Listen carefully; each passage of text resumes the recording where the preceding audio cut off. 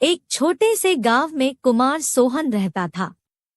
वो मिट्टी के बर्तन व खिलौने बनाया करता था और उसे शहर जाकर बेचा करता था। कभी कभी उसके 2-4 खिलौने बिकते तो कभी वो भी नहीं, जैसे तैसे उसका गुजारा चल रहा था। एक दिन उसकी बीबी शीला बोली, सुनो जी, क्यों न शहर जाकर कोई नौकरी ही कर लो। नौकरी करोगे तो महीने के अंत में कुछ धन तो आएगा। बीवी की बात सुन अब सोहन को भी ऐसा ही लगने लगा था, पर उसको मिट्टी के खिलौने बनाने का बहुत शौक था, लेकिन हालात से मजबूर था। बात तो तुम सही कह रही हो, पर कैसे उस हुनर को छोड़ दूं, जिसका नमक हम लोग अब तक खाते आए हैं।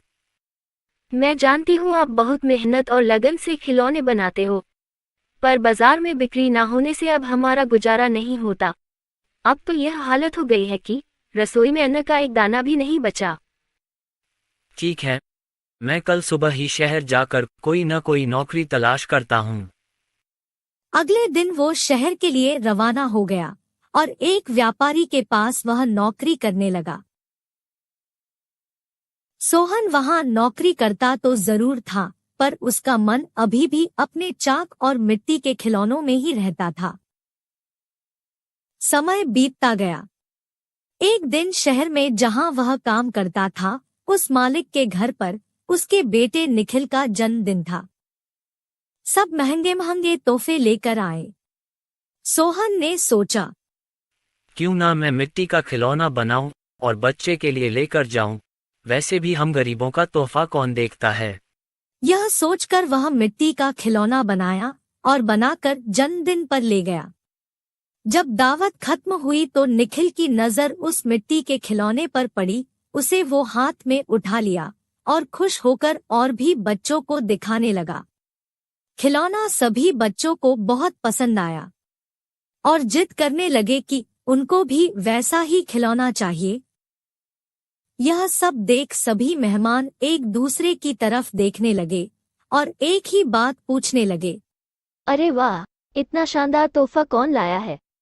इतना महंगा तोहफा ये किसने लाया होगा? ये खिलौना तो शायद आपका नौकर सोहन लाया है। इतना सुनते ही सब हैरान हो गए। सभी एक दूसरे का चेहरा देखने लगे। तभी मालिक बोला, सोहन सोहन तो बहुत गरीब है, इतना महंगा खिलौना कहाँ से ला सकता है? हाँ, मैंने देखा है, ये खिलौना सोहन ही लाया है। ठीक है, सोहन को बुलाओ, उससे पूछो कि ये खिलौना वह कहाँ से खरीदा है। वहाँ सोहन आता है और सब उसी के तरफ देखते हैं। वह माहौल देखकर हैरान हो जाता है। मुझसे क्या गलती हुई, सब मुझे ही घूर रहे हैं। शायद मेरा खिलौना निखिल को पसंद नहीं आया होगा और बच्चों के सामने वो अपमानित होगा। कोई बात नहीं, मैं माफी मांग लूंगा। मालिक, क्या आपने मुझे बुलाया? हाँ सोहन, क्या यह खिलौना तुमने दिया है? हाँ मालिक। तुम यह खिलौना कहाँ से लेकर आए हो और इतना महंगा तोहफा तुम लाए कैसे? इतना सुन सोहन मन ही मन खुश होता है और मुस्कुराते हुए बोलता है, माफ कीजिएगा मालिक, ये कोई महंगा तोहफा नहीं है, यह मैंने खुद बनाया है। गांव में यही खिलौना बनाकर मैं अपने परिवार का गुजारा करता था, लेकिन इससे अब घर नहीं चलता, इसलिए आपके यहाँ नौकरी करने आया हूँ। अरे वाह, तुम क्या अभी है खिलौना बना सकते हो? और सभी बच्चे को तुम्हारा खिलौना बहुत पसंद आया है, इन्हें भी ऐसा ही खिलौना चाहिए। सोहन खुश होकर बोला, हाँ मालिक, बिल्कुल बना सकता हूँ। जब कल मैं आऊँगा तो खिलौना बनाकर लेते आऊँगा।